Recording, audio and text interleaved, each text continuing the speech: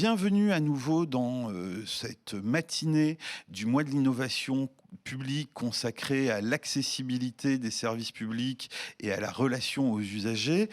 On continue les débats, les discussions en adressant une question qui est à la fois nouvelle et peut-être en fait ancienne et permanente dans les services publics. Comment assurer l'accessibilité des services publics, mais également quelles sont les différentes dimensions de l'accessibilité. Bruno Bottella en parlait plus tôt en ouvrant la matinée tout à l'heure, en indiquant que l'accessibilité peut être géographique, elle peut être liée à la relation qu'on va instaurer par Internet, mais aussi la manière dont on s'adresse aux usagers, l'accessibilité relationnelle, sémantique. Et pour creuser les différentes dimensions de ce sujet, on a beaucoup de chance pour cette deuxième table ronde, puisqu'on a des spécialistes des différentes dimensions de cette accessibilité. Tout d'abord, nous avons Christine Alvarez, qui est chargée de mission appui à la transformation de Pôle emploi, qui nous fait l'honneur d'être présente et qui va nous présenter justement la stratégie globale d'accessibilité de Pôle emploi. Nous avons également Julie Leroy, de la direction interministérielle du numérique, qui inaugure un nouveau métier dans le champ de l'accessibilité, puisqu'elle est développeuse accessibilité à la DINU, mais elle va nous servir aussi de faire la transition avec la table ronde qui suivra tout à l'heure, puisque si vous avez suivi les différents rapports qui se succèdent, que ce soit les rapports de l'INSEE sur l'électronisme, les rapports du Défenseur des droits, la question clé en ce moment de l'accessibilité tourne autour de la question de l'accessibilité numérique. Et nous avons également la chance d'avoir un spécialiste de la modernisation publique, un sociologue qui travaille aussi avec attention et depuis longtemps sur la question des usagers et de leur traitement par les administrations. Nous avons Gilles Janot, qui est sociologue et directeur de recherche à l'École nationale des ponts et chaussées ParisTech. Justement, je vous propose qu'on ouvre en donnant la parole à la recherche et à la recherche au long cours. L'accessibilité, est-ce que c'est une notion qui est récente? On n'arrête pas d'en parler dans ces différentes notions avec différents termes, la proximité, l'inclusion pour différents types de personnes. Est-ce que c'est une notion qui émerge avec la problématique de l'accès numérique aux services publics, ou est-ce que ça accompagne au long cours les efforts de transformation publique et la modernisation de la relation à l'usager? Oui, moi, j'ai travaillé sur ces questions-là il y a maintenant 30 ans. Et à l'époque, accessibilité avait un sens très technique. Hein. C'était l'accessibilité des personnes à mobilité réduite, la possibilité d'accéder au guichet physique. Et d'ailleurs, je pense que le mot, dans le sens commun, ici, dans ce monde, ça a pris un sens un peu large. Mais dans le sens commun, je pense que le mot accessibilité évoque encore largement l'accessibilité du handicap et d'un certain handicap physique. Et je trouve que c'est intéressant de prendre le temps de réfléchir à ça, c'est-à-dire pourquoi est-ce qu'on regarde et en quoi ça peut être intéressant. On pourrait se dire, on regarde ça du côté de ce qui ne va pas, et ça peut être intéressant parce que d'une certaine manière, de regarder finalement les situations un peu extrêmes, problématiques, c'est aussi une manière d'aller plus loin et de faire ressortir des choses qui concernent tout le monde. Alors, je suis sociologue, il y a un sociologue qui s'appelle Garfinkel qui fait des bridge experiments et qui dit, voilà, pour comprendre en fait le monde tel qu'il est, il est évident. Il y a des tas de choses qui sont là, mais elles sont pas notifiées, on ne les voit pas. Et pour les voir, en fait, il faut s'attacher aux situations qui sont problématiques, parce que quelque part, ça va faire bouger ces choses-là. Et alors, par exemple, on peut regarder, par exemple, les gens qui sont pauvres. Ils peuvent avoir des attentes du service public qui ne sont pas les mêmes que celles des classes moyennes. Et ça peut être, c'est pas forcément des choses à destination de la pauvreté, des politiques sociales, etc. Ça peut être aussi de l'efficacité technique. Il faut que le RSA soit livré le jour où il est prévu et pas le lendemain, ce qui peut être plus pesant. Des personnes étrangères ont des problèmes de compréhension, il y a des problèmes de langue, mais il y a aussi des problèmes de code. Si vous posez une question question. Vous êtes, on avait un grand sociologue, Gumperz, qui avait travaillé avec nous et qui parlait du pôle emploi britannique et qui reçoivent des gens qui sont des Pakistanais, qui parlent l'anglais, c'est leur langue. Simplement, ils parlent l'anglais qui n'est pas l'anglais local. Et il y a des éléments qui sont des éléments d'intonation dans la voix qui, quand on pose une question, en fait, on ne se rend pas compte, mais on pose une question et on dit cette question est importante ou cette question n'est pas importante, il faut la noter, c'est juste pour remplir une case. Et si on n'arrive pas à décoder la différence entre ces deux questions, ben, la personne qui va répondre comme si c'était une question importante et une question qui n'est pas importante. Donc le guichetier, ça va l'énerver. Donc il va se dire je suis en face de quelqu'un qui ne parle pas bien la langue, donc il va commencer à lui parler un petit peu en articulant beaucoup et la personne en face, elle se dit je suis encore tombé sur un guichetier qui est un peu demeuré et il va lui parler aussi comme ça et ça va très mal se finir. Voilà, tout ça pour dire que de regarder des situations qui sont des situations un peu marginales, de gens qui sont hors du champ central, ça amène à poser des questions sur la qualité de service qui sont un peu inattendues et pas vues d'une certaine manière autrement. C'est passionnant de voir que travailler justement avec et sur les personnes qui sont, pour ainsi dire, aux marges ou qui ont une difficulté, ça permet d'améliorer le service pour tous. Là, vous avez donné des exemples qui étaient très liés à la relation, c'est-à-dire la manière dont on parle à des usagers à un guichet.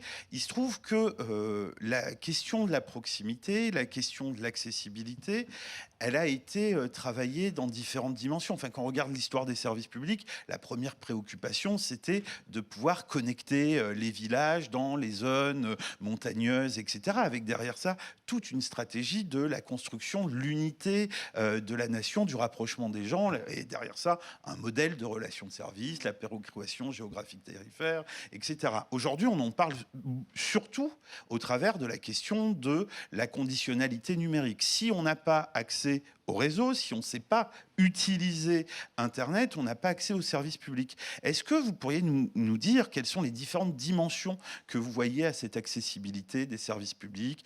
Est-ce qu'à côté de la dimension géographique, de la dimension, la manière de parler, relationnelle, il y a des dimensions qu'on n'évoque pas pour l'instant dans nos échanges, ou vous, dans votre analyse des différentes de l'histoire des politiques de relations usagers, s'il y a des dimensions qu'on dominait à un moment ou à un autre?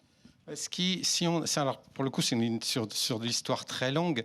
On peut rappeler que le service public tel qu'il se constitue, en fait, tel qu'il se généralise, et il se généralise plutôt dans les années 50 qu'au début du siècle, il s'est généralisé autour de la question de l'accessibilité territoriale et autour de l'idée qu'il y avait un droit au branchement, et qui était un droit informel qui n'était pas inscrit, mais en fait, l'électricité, on vous l'apportait et c'était naturel. Et c'était naturel parce que ça faisait partie d'un principe, au fond, d'efficacité, d'intégration de l'ensemble du service. On l'intégrait, on couvrait le territoire et on couvrait tout le monde. C'était pas une somme de demandes individuelles qui amenait à couvrir le territoire et c'était plutôt cette logique globale.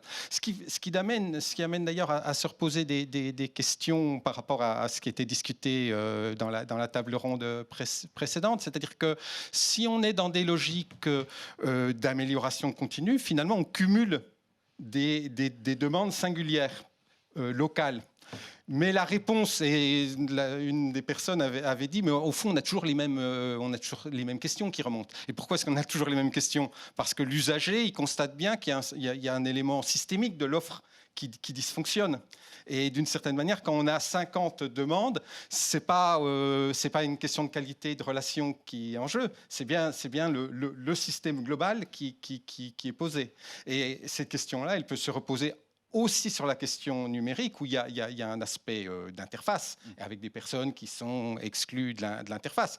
Mais il y a aussi des aspects systémiques, c'est-à-dire qu'il y a des systèmes qui vont très bien collecter les données. Je suis à un âge où je commence à regarder mes dossiers retraite et je suis scotché par la qualité de ce qu'on a pu retrouver de ma carrière dans les services de la CNAV. Donc ça, tout le back-office permet ça est aussi important que le front office du relationnel. Et je pense qu'il faut travailler sur ces deux aspects-là en même temps. D'accord.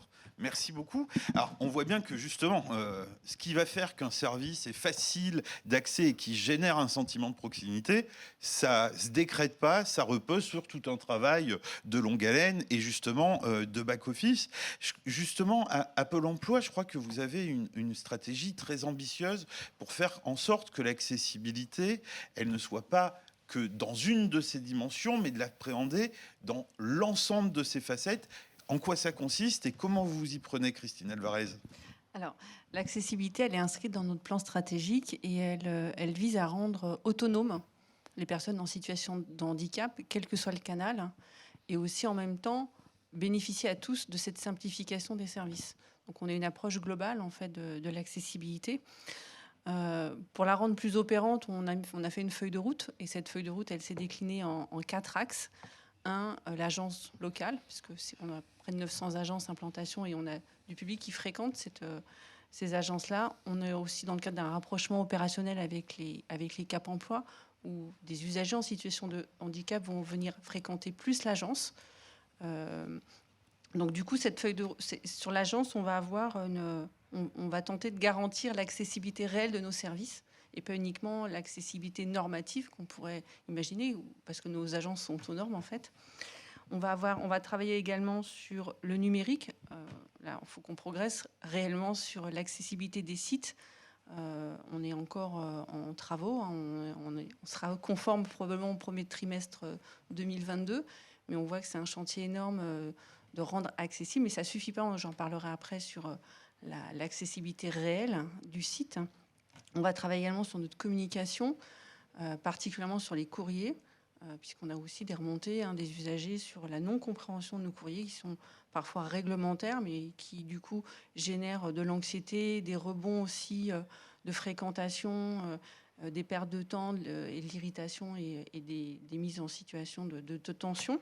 Et puis on va travailler également sur les prestations et formations, puisqu'on est un opérateur assez important sur l'accompagnement des usagers dans le retour à l'emploi, et on travaille aussi sur une accessibilité renforcée des prestations et des formations.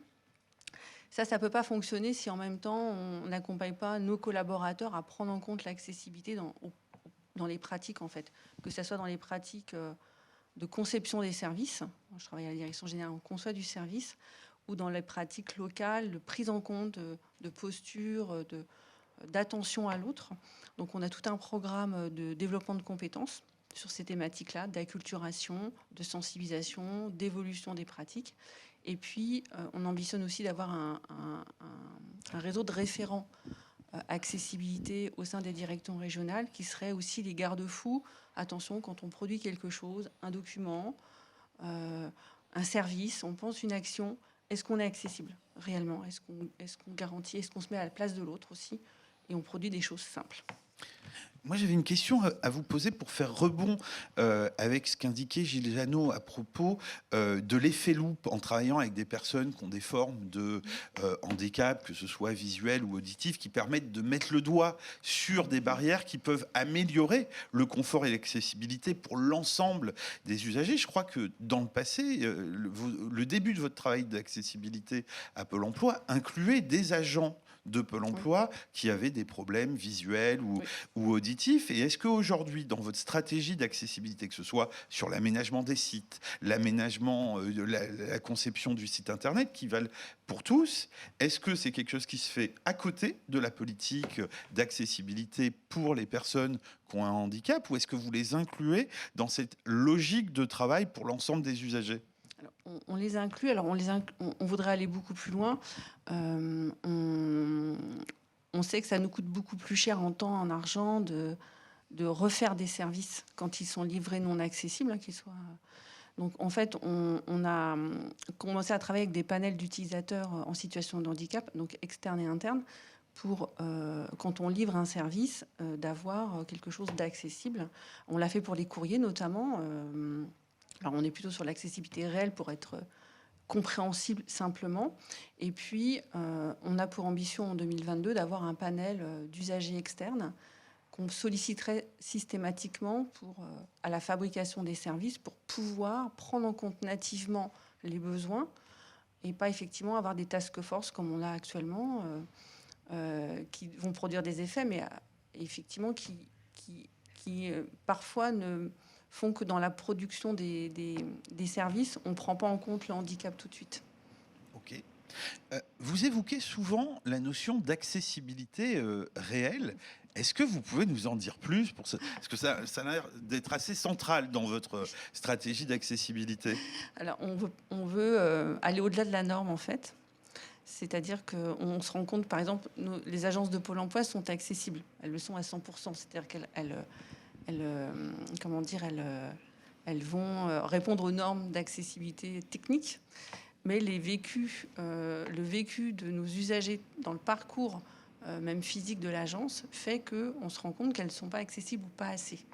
On a 16% des usagers qui déclarent avoir un besoin d'accessibilité. On a un baromètre d'accessibilité qu'on administre une fois par an auprès de nos demandeurs d'emploi.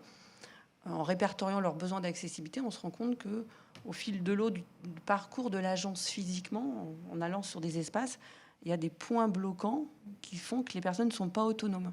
Donc en fait, l'accessibilité réelle, c'est rendre autonome une personne en situation de handicap pour qu'elle soit en capacité de se débrouiller et que nous nous adaptions à son besoin et pas l'inverse.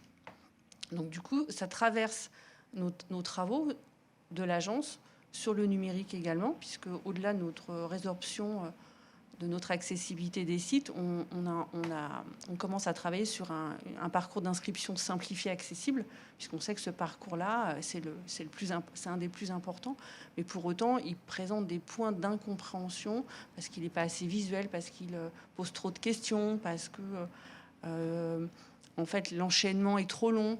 Les usagers en situation de handicap ont des difficultés à aller jusqu'au bout, et donc on a tout un dispositif de recréer ce parcours. D'accord. Donc on veut garantir à tous une accessibilité réelle. À moins que vous souhaitiez rebondir les uns et les autres sur les deux premières interventions, j'ai une petite question. Vous avez un baromètre accessibilité. Justement, l'enjeu, c'est de pouvoir entendre ceux qu'on n'entend pas habituellement ou qui ont des difficultés d'accès. Du coup, comment vous y prenez pour les entendre, pour pouvoir rendre vos services accessibles? Qui vous écoutez et quelle est la méthodologie de ce baromètre? Alors, le baromètre, c'est un baromètre d'enquête, en fait, qui est administré une fois par an auprès des primo-demandeurs d'emploi, donc un échantillon représentatif. Et nous les questionnons sur leurs besoins d'accessibilité. Et à partir de ces besoins d'accessibilité, on regarde le parcours de l'usager, des questions de parcours. Est-ce que vous avez besoin d'accessibilité à l'agence? Est-ce que vous avez besoin d'accessibilité dans les espaces, en libre accès? Est-ce que les courriers sont compréhensibles? Est-ce que les mails sont compréhensibles? Est-ce qu'ils sont simples? Est-ce que vous avez pu candidater, des choses simples, sur Pôle emploi.fr? Est-ce que vous avez pu utiliser une application mobile? Et en croisant avec les besoins identifiés, on voit qu'il y a des populations qui vont plus fréquenter l'agence parce qu'ils ont des besoins d'accessibilité et souvent ces personnes-là en plus ne sont pas équipées. C'est-à-dire qu'ils cumulent en fait les handicaps. Et du coup, l'agence devient l'endroit de repère pour pouvoir bénéficier des services. Et parallèlement à ça, nous avons un département ergonomie avec lequel des travaux sont menés pour la refonte des courriers, notamment, qui sont les plus mal compris. Et puis, on travaille aussi avec les UGG en amélioration continue, donc également en les sollicitant dans des focus group ou des écoutes participatives. D'accord. Merci beaucoup. Bon, j'imagine que le numérique est très prégnant dans cette question d'accessibilité et que vos ergonomes travaillent sur la formulation des formulaires, mais peut-être aussi sur le visuel, sur le site internet et la formulation des questions. Donc du coup, ça me fait une transition idéale pour interroger Julie Leroy, qui est développeuse accessibilité à la DINUM. Alors, évidemment, la question de l'accessibilité, on l'a dit en ouvrant cette table ronde, elle est centrale dans la question numérique, puisque depuis 3-4 ans, beaucoup d'alertes statistiques, sociologiques nous disent le numérique, malgré son universalité théorique d'accès, tout le monde, soit par du réseau très concret, le premier niveau d'accessibilité, soit dans la capacité à utiliser, à répondre, ont des difficultés. Comment se manifeste le souci d'accessibilité à la DINUM, et qui d'ailleurs votre poste de développeuse accessibilité l'incarne? Ça consiste en quoi être développeuse accessibilité? Alors, être développeuse accessibilité, évidemment, c'est s'occuper au niveau du développement des sites Internet, de l'accessibilité numérique, donc la prise en compte du handicap. Et donc ça peut être un handicap physique qui soit reconnu, des personnes aveugles qui vont avoir besoin d'utiliser des lecteurs d'écran pour pouvoir lire les sites Internet. Ça peut être des personnes sourdes qui vont avoir besoin d'utiliser des sous-titres ou d'avoir des transcriptions pour des vidéos. Mais aussi, ça peut être des personnes qui vont être en situation de handicap. On a parlé aussi de difficultés au niveau du matériel, des personnes qui ne peuvent utiliser que le clavier, donc savoir s'ils peuvent naviguer sur des sites web avec des outils différents. Ça peut être aussi des personnes qui sont daltoniennes. Ça concerne quand même 8% de la population masculine. Savoir si les sites web ont été construits avec des repères de couleurs sur lesquels, effectivement, ils vont être complètement perdus. Donc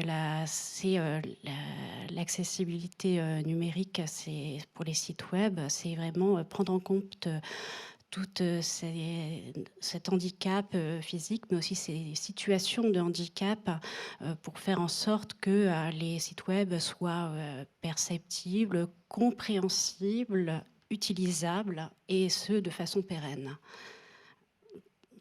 Donc pour ça, on utilise une norme qui est le RG2A, donc le référentiel général d'accessibilité numérique, d'amélioration de l'accessibilité, excusez-moi. Ça permet de pouvoir regarder les sites web et voir sur tous les aspects si on peut arriver à utiliser ces sites web. Donc, il y a tout un travail qui est fait à ce niveau-là. Donc, cette écoute des sites web avec cette norme va donner lieu à une déclaration de conformité qui va être affichée sur les sites web. Et donc, cette déclaration de conformité, donc on va pouvoir la lire, et son existence même prouve que le site web a pris en compte l'accessibilité. D'accord. Les deux intervenants précédents disaient bien que l'accessibilité, c'est pas un sujet autonome ou qui arrive qu'à la fin. C'est-à-dire il y a une dimension systémique, ça dépend du back-office, et c'est pas parce qu'on fait un sourire à l'accueil que ça va réduire la complexité intrinsèque du nombre d'options ou de formulaires ou de dispositifs. Du coup, le travail sur l'accessibilité que vous faites, il arrive en fin de parcours sur la mise en forme des sites Internet, ou est-ce que ça remonte aussi jusqu'à la conception même des sites pour que il n'y ait pas simplement les codes couleurs, mais que la structure même du site soit à la fin accessible et facile d'usage? Alors, quand l'accessibilité numérique est prise en compte à la fin, souvent, c'est trop tard. Donc effectivement, moi j'interviens au niveau du développement, mais effectivement on fait tout un travail aussi de sensibilisation des équipes dès les débuts des conceptions. Ça va être aussi sur l'identification des systèmes de navigation, que l'utilisateur puisse trouver sa position, identifier les parcours qu'il va avoir à faire, savoir si on a un chemin d'étape, savoir où il se trouve, est-ce qu'il peut revenir en arrière. Ça va être effectivement de mettre en place dès le début, savoir si on peut aussi lui demander telle ou telle donnée dans un formulaire, qu'est-ce qu'on va pouvoir lui faire remonter ensuite par la suite. Au niveau du graphisme, effectivement, on a parlé des couleurs. Quand on fait des maquettes de sites web, avoir des couleurs suffisamment contrastées pour que ça soit lisible. Ça va être aussi au niveau éditorial. On va avoir des formulations plus claires et aussi cohérentes à travers les pages du site. Donc ça va vraiment être transverse. On va essayer d'aller le plus loin possible dans tous les métiers du web pour pouvoir prendre en compte ces besoins d'accessibilité. Merci. Bon, là, c'est une question que je pose un peu à tous et d'ailleurs qui m'amène à aussi ouvrir les questions à la salle et au public qui est en ligne. La gestion des complémentarités entre ces différentes formes d'accessibilité, elle est difficile. Là, vous parliez d'éléments qui se renforcent et quand on travaille sur une forme, ça bénéficie à l'accessibilité générale. Est-ce qu'on n'a pas des cas où quand on se focalise sur une accessibilité, ça peut laisser de côté une autre? Je ne sais pas quelles sont vos réactions aux interventions des uns et des autres. Gilles Moi, je pense que d'une certaine manière, on peut prendre l'image du back-office et du front-office et toute cette relation, comme vous le disiez très bien, si on intervient trop tard, on n'est qu'en surface et on ne peut pas intégrer, même sur des choses qui restent au niveau de la communication. Et il faut regarder les usagers de la même manière. Ils ont un front-office, ils ont un back-office. C'est-à-dire qu'eux, ils font aussi un effort. C'est-à-dire que quand je vais dans un service, moi j'ai ma vie, j'ai mon travail, j'ai mes enfants, j'ai ma voiture qui est mal garée, j'ai toute une série de problèmes. Et d'une certaine manière, ils font effort eux aussi pour rentrer dans le moule. Et je pense que, alors on fait des formes d'amélioration jouent finalement avec l'usager qui rentre dans le jeu, mais vous évoquiez des focus group, des choses un peu plus qualitatives. Il y a des moments où il faut aussi aller plus loin. Plus loin. Et là aussi, on va retrouver quand même cette distinction entre des gens pour qui fondamentalement la relation avec l'administration, c'est quelque chose qui doit se faire très vite, rapidement, qui ont toutes les ressources et qui aspirent justement à ce qu'on ne rentre pas dans leur vie, que ça soit finalement le plus distant, le plus abstrait possible. Et puis des personnes dont la vie est très compliquée, dont l'intervention publique est beaucoup plus importante dans leur vie, et là, qui aimeraient des fois qu'on aille au-delà d'approches fonctionnalistes, qui les rendent dans des cases pour aller plus loin. Et sans critiquer toute l'utilité d'un travail très, très précis sur telle ou telle catégorie de handicap, rentrer par le handicap, c'est une manière aussi de tout transformer de manière fonctionnaliste, c'est-à-dire de tout être « Ah, j'ai cette personne, elle peut faire ça, elle peut pas faire ça, etc. » Il y a une épaisseur humaine qu'il faut pas écraser, si je peux me permettre. Oui, prendre en compte le back-office des usagers, je crois que c'est marquant et on va s'en souvenir. Est-ce qu'il y a des questions dans la salle que vous voulez adresser à nos intervenants? Ah, alors on a une question qui nous vient d'Internet. Vous parlez d'accessibilité physique sur les sites web, mais quid de la simplification des parcours, de la simplification du langage administratif qui facilite l'accessibilité des usagers? Est-ce que Christine ou Jules, Christine a l'air de vouloir prendre la parole? On vous la donne. Alors effectivement, c'est une vraie bonne question, une vraie bonne interpellation, puisqu'effectivement, nous sommes régulièrement interpellés sur les complexités des communications.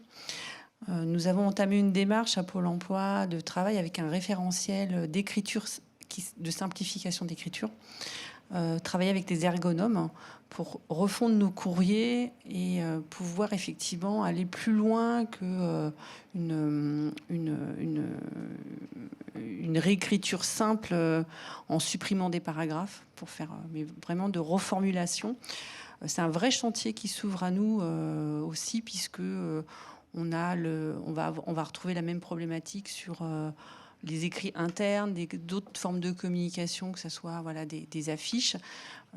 Et par contre, c'est le faire avec les usagers qui sera, pour moi, de mon point de vue, le plus important, c'est en prenant en compte leurs réels besoins qu'on va pouvoir faire évoluer la manière dont on rédige aussi. Julie, vous voulez rebondir ou...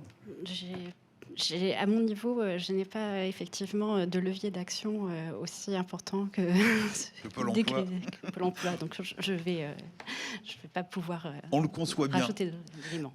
Je vous propose qu'on passe à une autre séquence de cet échange. Et quand on le préparait, puisqu'on a échangé en amont, il y avait cette question, et je crois que vous aviez, Gilles Janot, des choses à dire là-dessus, de savoir si, dans leur relation aux administrations, les usagers avaient les mêmes attentes que celles qu'ils peuvent avoir vis-à-vis des entreprises privées, puisqu'on vit dans un monde de services, on s'habitue parfois de la fonctionnalité, de l'immédiateté, etc. Et est-ce que on vient avec ces attentes-là face au service public, avec de la rapidité, de la personnalisation, ou est-ce qu'au contraire, et donc ça oblige les services publics à se conformer à ce qu'on retrouve dans d'autres univers, mais avec des prestations pour le coup très différentes, ou est-ce qu'il y a une empathie, une perception des usagers du rôle, des missions, et donc du coup de l'accueil spécifique que doivent entretenir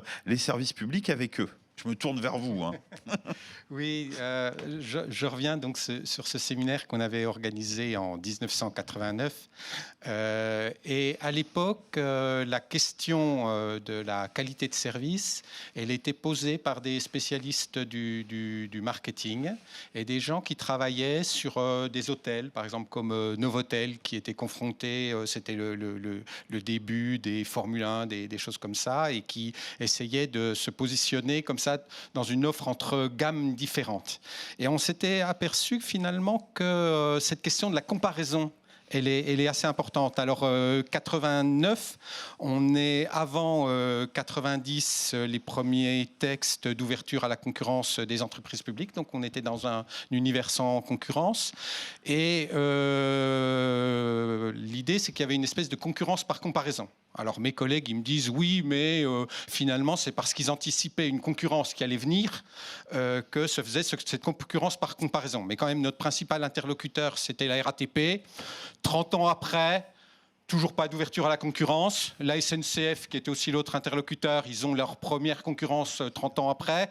Donc, cette idée que les usagers se comportaient avec l'idée qu'il y aurait dans 30 ans une arrivée des acteurs du privé, elle ne me semble pas vraiment tenir. Donc, je pense que nous sommes par nature continuellement en train de comparer. Et si on transcrit cette question aujourd'hui, je pense la question essentielle, c'est la comparaison avec les offres qui sont les offres des acteurs du numérique. Et d'ailleurs, dans la table ronde précédente, une personne a dit « Nous ne sommes pas le TripAdvisor du service public », et puis une autre a dit « Nous sommes le Doctolib du service public ». Donc, on voit bien qu'on est amené à se positionner là-dessus, avec des efforts de forme, et vous avez parlé d'ergonomie, etc.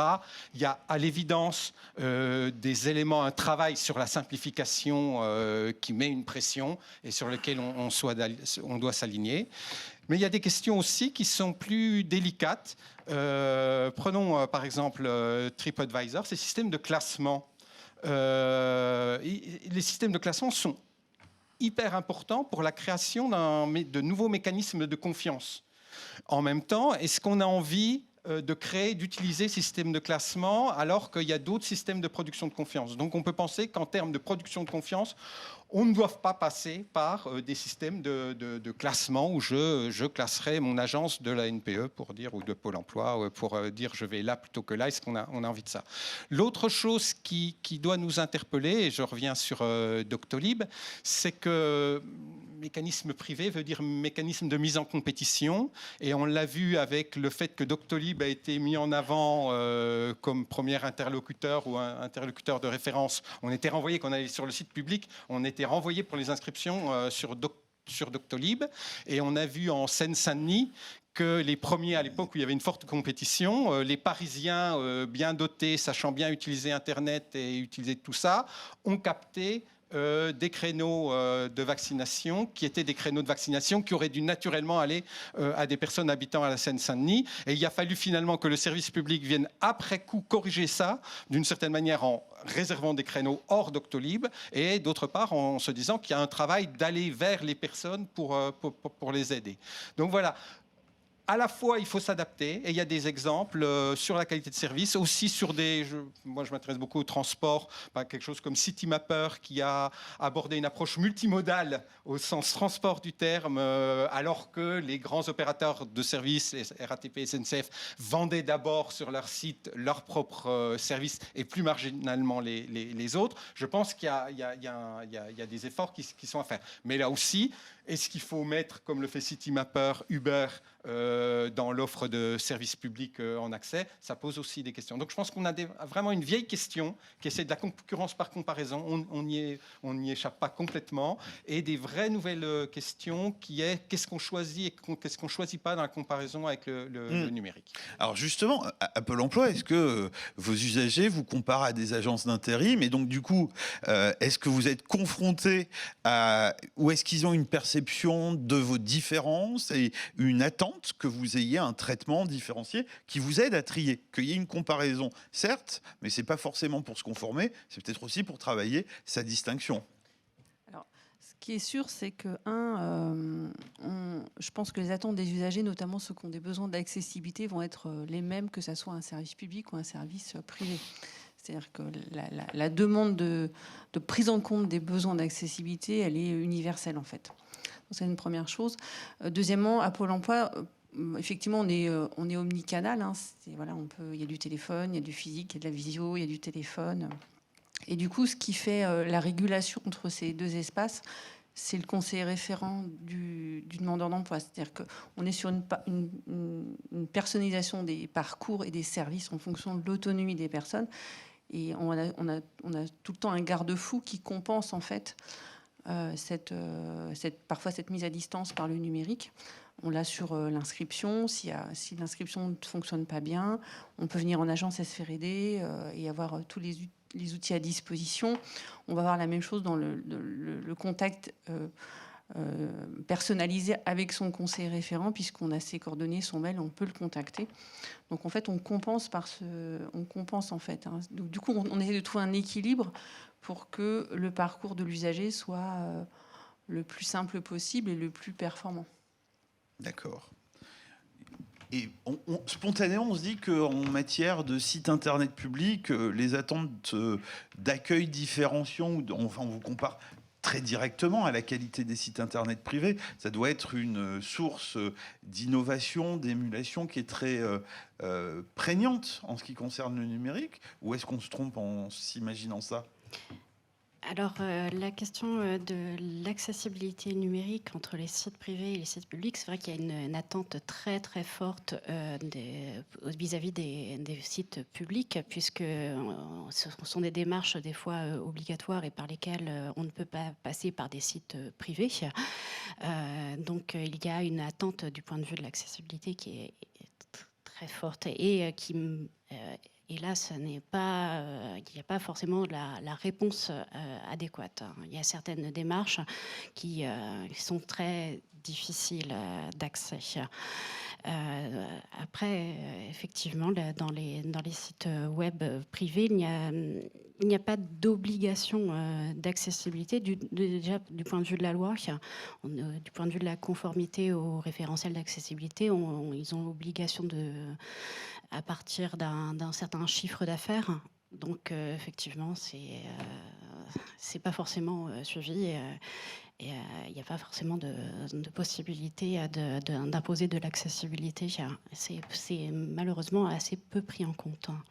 Et à l'heure de l'interopérabilité de France Connect et de l'Observatoire des démarches numériques que vous menez à la DINUM, est-ce qu'il y a une compétition ou en tout cas une comparaison public, parce qu'on va aujourd'hui, dans un parcours utilisateur, être amené, pour avoir une prestation d'un service, peut-être à aller chercher de l'information sur un autre site internet d'un autre service public. Donc là, il y a un effet systémique. Si un n'est pas au niveau de l'autre, ça peut créer des frictions dans la navigation de l'usager. Est-ce que c'est quelque chose que est-ce que vous êtes amené à dire, bah, tiens, pour que quelqu'un, un service public puisse faire sa prestation en ligne, il faut qu'un autre s'améliore. Enfin, est-ce que vous avez une action concertée avec différents interlocuteurs sur un sujet spécifique? Alors, moi, j'en ai pas connaissance, effectivement, s'il y a des actions concertées. Donc, vous avez parlé de l'Observatoire des démarches numériques. Effectivement, c'est un outil d'écoute des sites web, mais pas forcément de comparaison. On va pouvoir observer si les sites web observent certains critères, si on peut arriver à contacter les gens, s'il y a de l'accessibilité numérique qui a été mise en place, mais il ne va pas y avoir de comparaison possible. D'accord. Il y a un autre grand thème, et là qui vous interpelle tous, qui est pour l'accessibilité, il y a un travail de médiation à faire, qui soit technique ou relationnel. Comment ça s'organise la médiation, la logique d'accompagnement dans vos services publics, ou vous, Gilles, comment vous voyez les différentes formes de médiation qui émergent ou qui existaient préalablement? Est-ce qu'il y en a qui sont dominantes, disparaissantes? En tout cas, la question de l'accompagnement, elle semble toujours suivre la question de l'accessibilité. Est-ce que vous le vivez de cette manière, Christine, Julie? La médiation, elle se fait par nos équipes, par nos collaborateurs, en fait. C'est-à-dire que alors, on parle souvent des conseillers en agence, mais souvent, ce sont eux qui vont notamment faire la médiation entre le physique et le numérique, des démarches essentielles qu'on parle précédemment.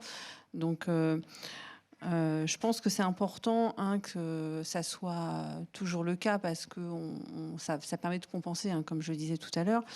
Après, l'enjeu pour moi, il est bien que, au-delà de cette médiation locale, que l'usager en situation de handicap soit pris en compte dès le démarrage de la production des services. Ça, pour moi, c'est fondamental. C'est ce qui nous permettra d'avoir cette approche inclusive, finalement, de nos services. Après, à Pôle emploi, on va entamer une démarche d'autodiagnostic des agences Pôle emploi en 2022, d'accessibilité réelle des services. Et on y associe également, les usagers seront probablement associés également pour repenser les services accessibles. Et je pense que ça aussi, c'est une clé de médiation aussi, de repenser les services locaux. Oui, ce que vous évoquez, c'est de dire finalement, il reste quand même l'être humain au contact. Alors, dans le pur numérique, on s'en passe, mais on voit bien qu'au téléphone, dans le guichet, il reste l'être humain. Et d'une certaine, l'être humain, je pense qu'il faut moins le penser comme médiateur que comme finalement réceptacle final de tout ce qu'on n'a pas traité. D'une certaine manière, les gens, si ça marche bien et qu'ils savent faire, ils sont très contents de faire en numérique. Mais si ça marche pas, ils vont passer au téléphone. Si ça marche pas, ils vont aller au guichet. Et dans le si ça marche pas, il y a des choses qui sont mal conçues, qu'on peut optimiser, etc. Mais il y a du si ça marche pas qui est que on ne fait pas, c'est-à-dire la personne n'a pas droit à l'aide en question, il n'y a pas assez de moyens qui sont distribués, les droits ne sont pas ouverts, etc. Et donc, il y a un moment donné, toute cette position du refus, qui n'est pas une position technique, qui n'est pas une question de design, elle va bien retomber sur l'agent. C'est bien à l'agent, à un moment donné, qui va devoir expliquer qu'on ne peut pas. Et cette question-là, je pense qu'elle va rester aussi très longtemps, c'est-à-dire qu'on a après, d'une certaine manière, une souffrance de l'agent qui est rentré dans la fonction publique. Alors, je dis ça parce qu'il y avait, quand on travaillait, il y avait des sociologues américains qui pensaient que les bureaucrates bureaucrates voulaient rentrer dans la fonction publique parce qu'en fait, c'était des gens qui étaient très méchants dans la cour des récrés, qui tiraient les cheveux des copains, etc. et qui se disaient qu'est-ce que je vais faire pour réussir ma vie? Je vais rentrer dans la fonction publique. Et en fait, non, les gens au début, ils rentrent, ils sont portés par des idées de sens, du collectif, etc. Mais on les met bien dans une position, ils ne peuvent pas faire ça. Et ça, c'est une situation de souffrance.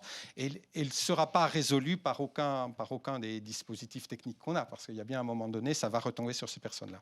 D'accord. Oui, mais aujourd'hui, on dit de plus en plus qu'il faut laisser de la marge de manœuvre aux personnes qui sont en front office, comme on dit. Et le droit à l'erreur, il vaut pour les usagers, mais il vaut aussi dans la marge de manœuvre qu'on va donner à un agent, parfois de contourner la règle si ça se fait au service de l'usager. Est-ce que ça participe de ça? Oui, non, il y a des espaces de discrétionnarité, d'interprétation, mais ils sont pas absolus. Je veux dire, si vous êtes à Pôle emploi et que vous êtes une personne qui est dans une zone où de fait le guichetier n'a pas des propositions concrètes, il ne peut pas les inventer non plus. Donc tout n'est pas dans l'adaptation et dans la capacité d'adapter le service. Et les marges, elles sont limitées quand même. Très bien.